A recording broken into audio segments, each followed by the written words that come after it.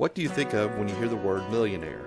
Do you think of lots of cash, fancy cars, private jets, mansions, being able to travel to exotic places, having servants, pampering yourself, or maybe just spending more time with the people that you love? Today we're going to talk about what it's like to be an everyday millionaire.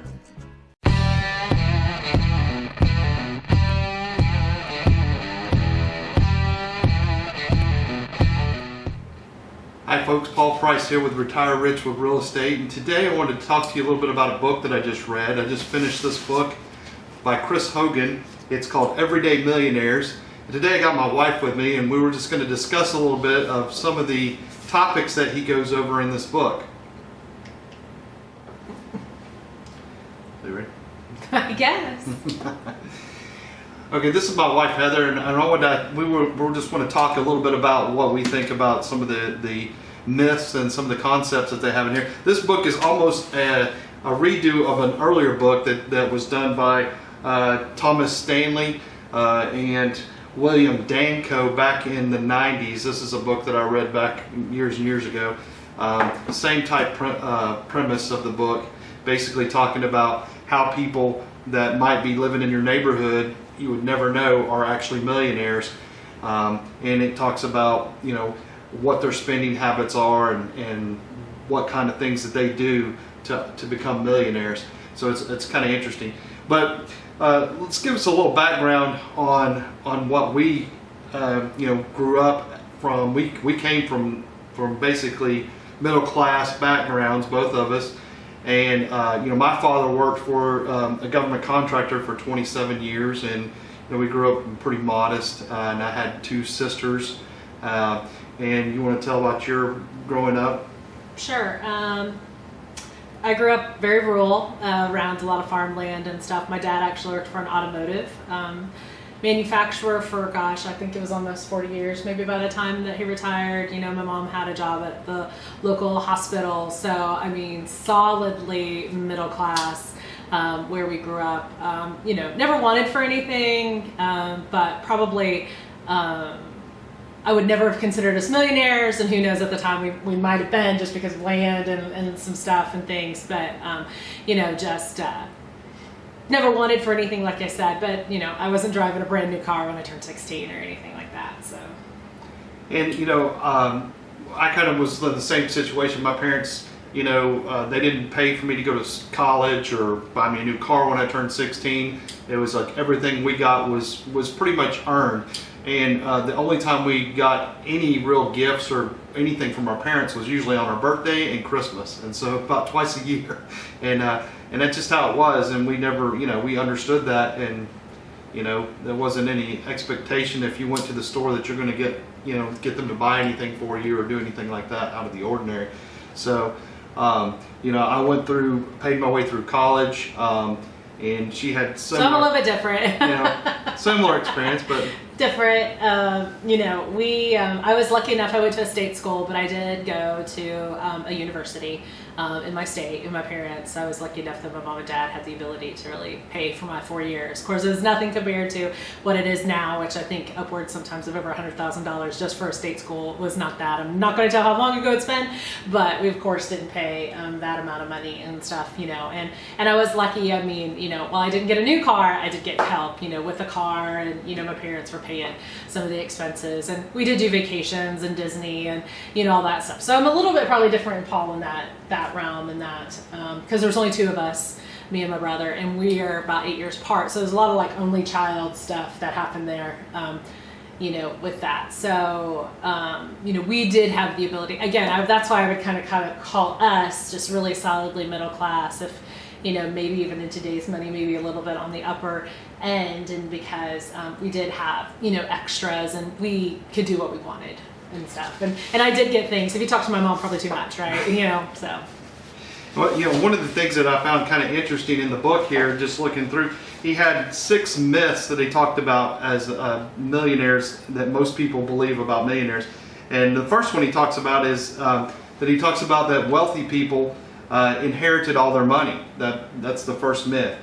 And what do you think about that? Do you think when you think of a millionaire, do you think most of them inherited their money? I mean, would that have been your first thought?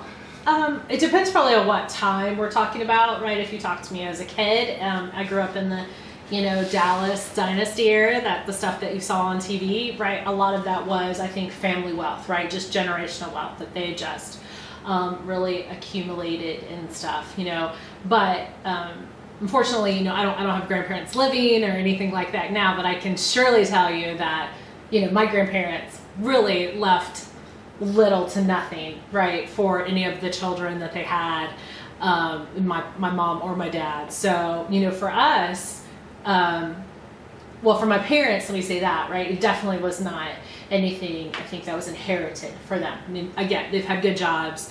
They were mindful about their budget, right? They, always ensured that they had, more coming in than going out, those kind of things. And then really for us, I mean, we're lucky enough that all of our parents still are living. Right. So if our grandparents didn't leave anything to parents, we definitely got nothing, right? And I, probably when our parents go, there may be some cash, some houses, right, and stuff like that gets passed down and stuff. Maybe a little, yeah. But nothing, I think, that would like sway us one way or the other, right? It's not going to change our lifestyle. And correct. One thing for me, same type of situation. My parents, my grandparents didn't leave them, and I still have one grandparent living, but my grandparents never left my parents much of anything on either side. A little bit on both sides. They had to divide it with a lot more children, kids, yeah. so you didn't really get very much. But there was a little bit of inheritance there, but it was nothing of any consequence. So for us, we have not inherited anything as of yet, and don't really care whether I do or not. But it's not where we got our money, so so I have to feel like that. But I don't know that I ever thought that a lot of people inherited. But here's the numbers that he gives in here. He says 79% received zero inheritance, and only 16% that inherited received over $100,000, and only 3% inherited more than $1 million. So that's pretty interesting when you look at those numbers. The second myth he talks about is wealthy people are just lucky, and that's kind of interesting. What do you think about that? Do you feel like wealthy people are just lucky? Well, I mean, I think we've had this conversation a little bit just amongst ourselves. What did we say? The definition of lucky is really where opportunity meets hard work, right? That means preparation. Yeah. Like you're setting yourself up to be ready when opportunity knocks at that door.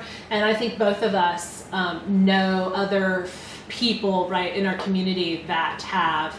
If you looked on the outside and just saw them, you would be like, oh, damn, they are just super lucky people, right? That's not true, right? They've always been, number one, they're great workers. They're super smart, right? They've always, in their job, they've always ensured that they were making the company more than they were costing them, right? So that, and now timing is a lot of it, I think, out there. I have a great mentor who I think just really got into an industry that I had been in previously at a really great time, where, they were, just making killer money, the industry as a whole, right? And he worked his way up the company with that, which left him to, number one, have, some really great retirement options and 401ks and bonuses and stock options, right? And all that kind of stuff. So again, is that lucky, or is that just being smart about what you go to school for, being smart about the career that you have,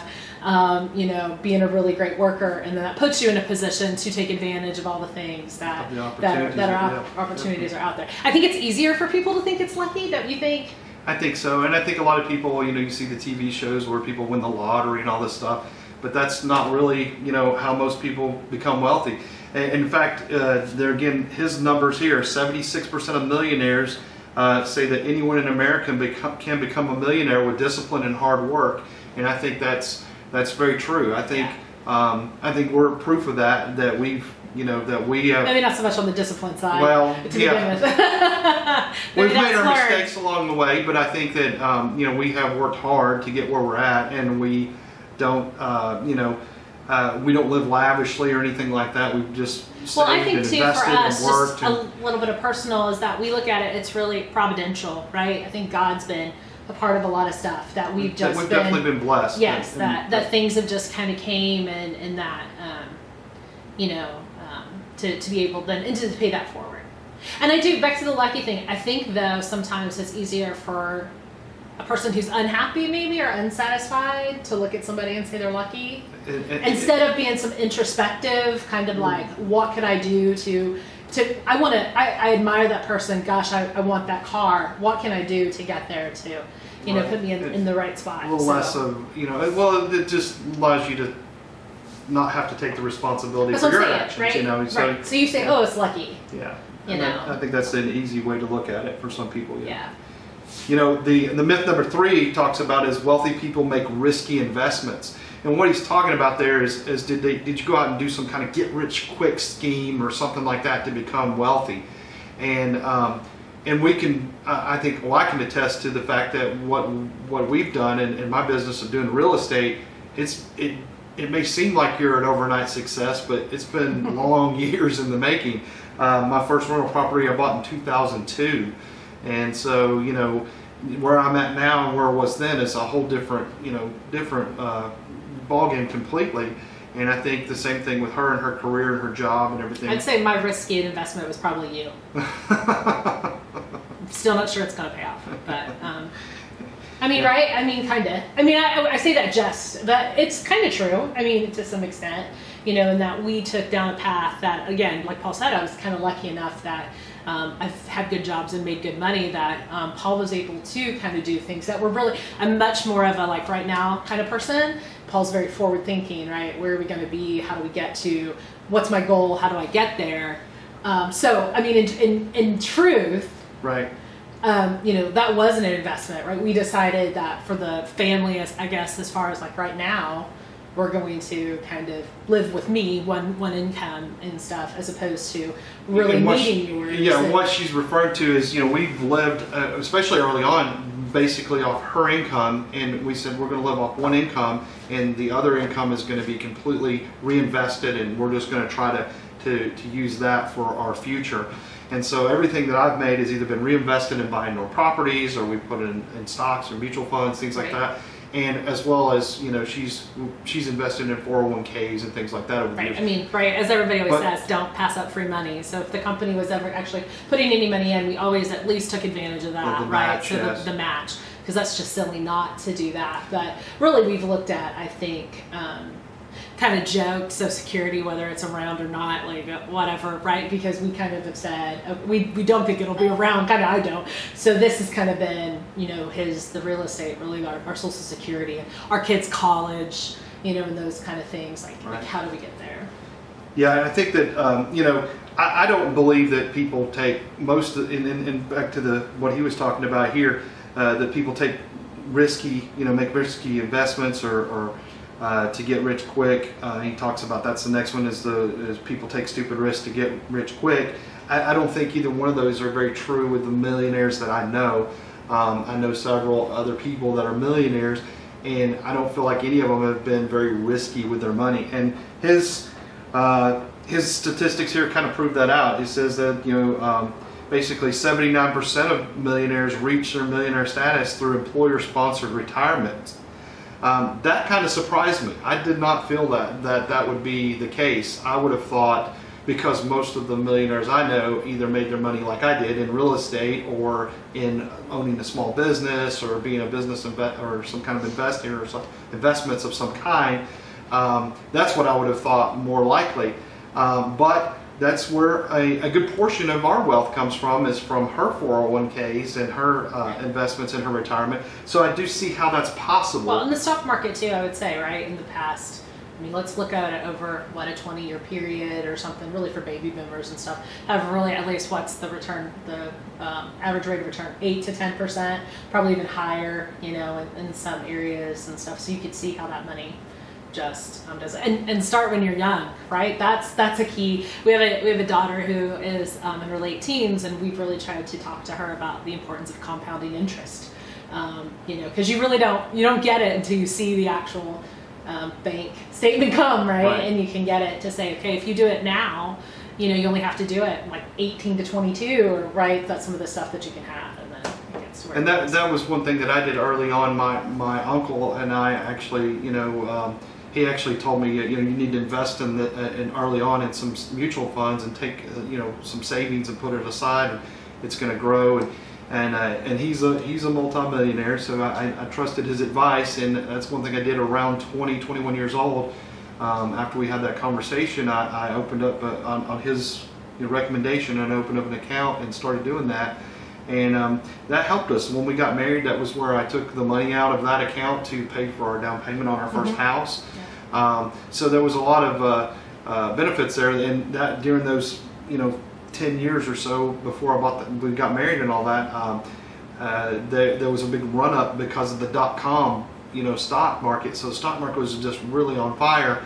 And you're telling our age. I think. And, yeah, well, okay, but it just but here's where luck plays in. We did buy the house in February.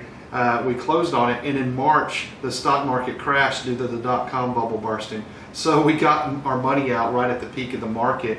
Of course, I didn't take all of it out, but my account almost cut in half like the next month. So I was able to sell my stocks at a high point in the market, which allowed me to get more value out of them, of course. Right. Going on to myth 4, he says that talking about people taking stupid risks to get rich, he says that the average millionaire hits the $1 million mark at 49 years old. Well, I'm going to tell my age. She may not want to tell hers. I'm much younger. But I'm 50 years old. I just turned 50 years old last month. So that's a pretty close on statistic. I didn't turn. We've probably been in the $1 million range for several years now. So probably before I was 49. But that's probably pretty close though. I was probably 47, 48, somewhere around in there by the time we hit the $1 million mark. So. Only 5% of the millionaires got there in less than 10 years. So that's probably, I feel like that's accurate for us too, because it took a lot longer than 10 years well, to get there. It makes some sense. Right, I think statistics will show like your greatest earning potential is really kind of in that whole 35 to probably 55 age and stuff, where that's probably you're making the most money. Your kids are probably hopefully moving through their life and doing the things that they need to be doing, kind of you're downsizing some. So you're making some adjustments, which I think helps for people to get to that number faster. I think that I agree Which with is that. Interesting too. I think like when you think of the millionaire next door, we've had this conversation. What does that really mean? Right, and I guess we'll probably maybe talk a little bit about that. Yeah, I wanted to get through these, and we'll kind of talk about that a little bit more. The number 5 is wealthy people have prestigious private school educations. There again, I went to community college. I have 2 associate degrees. She went to. I went to a state school. Both times I do have an MBA, but it was here in the state that we live in now. So both of them were, state schools. Good schools. I won't say that they, weren't higher tier or anything like that. But a state school, we certainly weren't paying, Harvard, Princeton, kind of tuition on anything like that. So accurate there. The truth is 79% of the millionaires did not attend prestigious private schools. And actually 62% graduated from public state schools, like both of us. And 8% attended community college, that would have been me, which was a state community college. And 9% never graduated college at all, which I know personally 2 millionaires that I'm very close to, mentors of mine, that neither one of them graduated from high school. So, well, I think in today's world as well, we could sit here and talk about student loan debt and what it does, but if you, a trade is, it used to be, I think maybe when we were kids, kind of people looked down on a trade, maybe like, hey, you didn't want to do that, right? You wanted to go to college, like that's how they saw it, how you would get ahead. I think today people are much smarter and brighter about stuff, what you say, and that they're saying trades, because today, number one, they have a need for them. And if you're a good tradesman, a skilled tradesperson, and that's what my dad was, right? And he finished high school, but then went along to get an apprenticeship, right, for skilled trades and stuff like that. But if you're good, there's opportunity out there for you. making good money without $150,000 in student loan debt that you have to pay off to get to where you're living, you know, the American dream, if you will. So I think if you're going to get into something like electrician, plumber, heat and air tech, something like that, there's a lot of opportunities there. Now, my grandfather used to teach me. He would work me to death, and then I'd be complaining, and he'd have me laying brick or hauling stuff or pouring concrete or doing. And he was a pipe fitter, much like her dad was a union pipe fitter. And he had me digging a sewer ditch one day, and he come out there, and I had blisters on my hands from shoveling and picking, you know, and all that stuff. And he said, I was complaining about how sore my hands. He said, you don't like that much, do you? You don't like this hard back-breaking work, do you? And I said, no, I don't like it at all. He said, well, I hear your grades aren't too good in school. And he said, if you don't want to be digging ditches and you want to be pushing my pencil, is what he would call it, he said, then you need to do better in school. And he always, you know, so I don't think he looked down on it, but I think he just thought, if you're smart, you should be, in his idea, pushing a pencil, working with your mind and not with your muscles. Right. Well, that goes to my point. I think that was different kind of when we were kids, because they thought college is where you needed to go to have a nicer house or have all this other kind of stuff. And unfortunately, I think college is so expensive these days for folks that it becomes difficult, you know, and it doesn't to do guarantee it. And I mean, if anything. you pick a wrong major, I mean, if you're in, like, you know, fine arts, nothing wrong, right? Yeah, you can or send that to gender Paul. studies or something like that. Okay, yeah, don't even forget. But, like, you know what I mean? Like, if you pick something that doesn't Underwater really basket weaving. doesn't have a clear cut, I think, job prospect. Right. I think it's not worth the risk.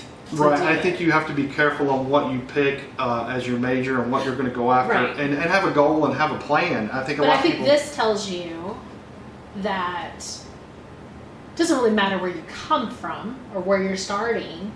If you have a clear-cut kind of plan and a goal and really follow some easy kind of financial building blocks, you know, you could have an opportunity to get where you want to be. And on myth number 6 here, he talks about how wealthy people have high-paying jobs. That's myth number 6. I don't know that I ever thought.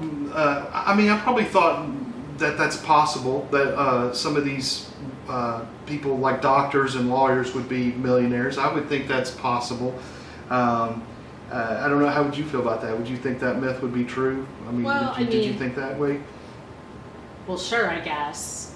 Then or now, or both. Or well, yeah, before. I mean, Like younger. yeah, I would say. Yeah, I mean, I guess I definitely thought, like, if you were white collar, if you will, right, some type of job, maybe that needed actually over a like even more secondary education, you know, after your bachelor's degree and stuff, that, you know, you definitely were kind of guaranteed. But it's something like, I think I read lawyers coming out of law school, like, the average salary is like $80,000, which, if you're not making $80,000, I think that sounds like a lot of money. But if you've got $200,000, $300,000 in student loan debt, yeah. like, you're like, dang, that's way upside down, you know, kind of a deal. But with the high paying thing, right, it's always like, it seems high paying until you get paid that for a while, and then Well, that's. and it's not. Like, he then talks your about that lifestyle gets used to He it. talks about that a little bit too. He calls that lifestyle creep. The Yeah. more you make, the more you spend, the more, you know, the nicer house you live in, the nicer cars you have, all those kind of things Right. kind of creep in here. But here's what he comes back on the truth on this myth number 6. He says 1/3 of millionaires have a 6-figure income in a single work year, and only 31% of them averaged $100,000 a year income, and 7% averaged over $200,000 household income over the course of their career. So that's kind so of 1/3 unexpected. never had a 6-figure. Yeah, 1/3 never had So a 6-figure. 33% never did. Is that what I said? Did I read No, that? I don't know. That's what I'm saying. Like 1/3 of millionaires. 1/3 of millionaires never had a had a 6-figure single working year. So that really means though Income. 66% did. Yeah. So I mean, there kind of is a little bit of truth. Well, it's not 100%. But I mean, only 31% of them averaged over 100,000 a year, and only 7 averaged over 200,000 a year. So think about those statistics there. I mean, basically, he's saying even these people that made less money could still get there. It's just going to take a little more effort on your part. So after going through all these things, you kind of wanted to talk a little bit about what did you think about when you growing up. I mean, I know, like you said, we talked about you being on TV and stuff, talking about like Dallas and all the TV shows, Falcon Crest, and I remember like Dynasty and even the comedies like Silver Spoons and Different Strokes. All these people had millionaires and as characters in the shows. So growing up in the 80s, which kind of, there you go, shows my age, I saw a lot of that, and I thought, and then this is, they drive around in chauffeur-driven limousines, and they're living in big mansions and driving fancy cars, and all that kind of stuff that's what I thought of as a millionaire, it really, until probably I was about 10 or 11, 12 years old, somewhere in there, did I realize that I knew a millionaire, and that would have been my uncle at the time, and he had started his own business and become very wealthy doing that, and I saw they lived in a house just like us, and they moved into a bigger house, and they built a swimming pool, and he started buying cars and motor homes and all these big fancy stuff, and he had a son my age, my cousin, and we grew up to living about 6 miles apart, and so I'd go over and spend the night with him, and he always had all the latest toys and gadgets and gizmos, and I was like, I saw all that, and I was thinking, man, this is cool stuff. I wish we had this stuff, and I think that was my first, experience of like learning what a millionaire is really like, what the lifestyle is a little bit like, and what it was like to have some wealth. It was a little different than what was on TV, but I did understand that I liked it, and that's kind of what I wanted to, what made me want to achieve that kind of, wealth as well. What do you think? I mean, did you have an experience? I mean, just really thinking about that. I mean, just what you said. Again, kind of, I think particularly where I grew up, I don't know that if somebody had a swimming pool, yeah, they were like way cool, right? You're like, woo, kind of a deal. But I mean, even where I grew up, because it was rural, which I think makes a difference, right? A lot of people were we were all pretty much the same kind of a deal. I think I might have told you this. I guess the one time we had somebody's, and it's a tragic story actually, how they came upon their money and stuff, but they built a large home in the area, way bigger than any of us had lived in, and I think at that point it was kind of like, wow, that's some, must be some serious cash that they have there. But that's really, aside from TV, right? Again, I think if somebody said, oh, what do you, asked 12-year-old Heather, what's a millionaire like? It would probably have been some of the stuff that you just said there, right? You have people either in fancy sports cars all the time, right? Or, they're living in super luxurious houses with maids and all that kind of stuff. Servants, yeah. That's what I would say it was. So, I don't, and then today, I guess, if people, I know you tell me all the time kind of where, our, where we fall, I guess, financially wise, right? And our net worth and everything like that, and I'm like, you're a liar, because I feel like we live nothing, in my head, right, that says, no, you really have this kind of net worth, and I'll be like, well, we don't live that way, right. And that's the way I feel too. I feel like, I look back at that. I want to. Yeah. I want to live the way I think that number should make it. So that's even harder, because in my head I'm thinking, oh damn, we got that. I'll see you later. And I'm not to say we're not grateful and blessed and all that. I think it's just, I think it's a lot different than what people think. When you finally achieve that millionaire status, it's not what you think what it's going to be. I guess is what I. Kind of what I'm feeling. Yeah, it's the whole deal. It's back to, you just won the lottery, right? So you won, make up a number, $50 million. I watched that on a show, right? What's it called? My Lottery Dream Home. Right. And these people, and I'm thinking to myself, they've won $10 million, and they're looking for a $5 million home, right? And then all of a sudden you're thinking, or at least I'm thinking, how are you going to afford that? You got to keep up. You buy these big houses, it's going to cost you that much money or more to keep it going. You know what I mean? Same thing like NFL, right? We talk about that a lot of times, like sports guys and stuff who get these super, super big packages in the beginning of their career, right? And they are living it up, right? You've seen all that stuff on ESPN, I'm sure, like entourages, right? And I'm buying multiple houses and multiple cars and all this kind of thing. But, you know, that money's not going to be there forever. I mean, so that's just hard to get in your head, that just because you have that number doesn't mean you can live like you have that number. Unless you're Jeff Bezos or something, right? That just has billions of dollars. Income and net worth are different. Yeah. And that's where a lot of people don't understand.